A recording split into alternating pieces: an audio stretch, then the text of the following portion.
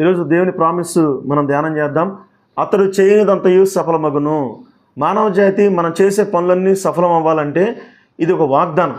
ఈ వాగ్దానం నెరవేరాలంటే ఈరోజు ఈ వాగ్దానం మనందరి కుటుంబాల్లో నెరవేరాలి. అయితే నెరవేరడానికి దేవుడు కొన్ని ముందు విషయాలు చెప్పాడు. కీర్తనల గ్రంథం 1వ అధ్యాయంలో దుష్టుల ఆలోచన చొప్పున నడవక, అపహాసకులు కూర్చుండే చోటు కూర్చుండక, యెహోవా ధర్మశాస్త్రమందు దివారాత్రము దానిని ధ్యానించేవాడు ధన్యుడు. అతడు నీటి కాలువల ఎవరైనా నాటబడిన వాడై ఆకు వాడక తన కాలమందు ఫలమిచ్చే చెట్టు వలె ఉండును. అతడు చేయనిదంతయు సఫలమగును. మనందరం కూడా వర్ధిల్లడానికి అంటే ప్రతి మొక్కకి లేకపోతే ప్రతి విత్తనానికి ఫలమిచ్చే రోజు ఒక రోజు వస్తుంది. ఆ రోజు దేవుడు ఇస్తానంటున్నాడు. కానీ విత్తనం వేయంగానే ఫలాలు వస్తాయని మనం ఎక్స్పెక్ట్ చేయకూడదు.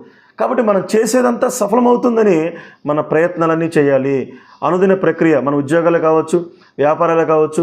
నేను ఆశీర్వదించబడాలి దేవా, నేను మారు మనసు పొంది నీ ధ్యానంలో, అంటే యెహోవా ధర్మశాస్త్రం అంటే ఎక్కువగా ధ్యానించేవాళ్ళు అని చెప్పాడు. అంటే మీరు వ్యాపారంలో కూడా మధ్యలో కాలం ఉన్న టైంలో మరి బైబిల్ ధ్యానం చేసుకోండి. లేకపోతే సామెతల గ్రంథం, యవనస్తులు అయితే సామెతల గ్రంథం ధ్యానం చేసుకోండి. మరి మీరు కీర్తన గ్రంథం ధ్యానం చేసుకోండి. దేవుడు మనం ఎలా ఉండమన్నాడో చెప్పాడు, ఎలా ఉండకూడదో చెప్పాడు. కాబట్టి మనకి దేవుడు ఒక గొప్ప వాగ్దానం ఇస్తున్నాడు.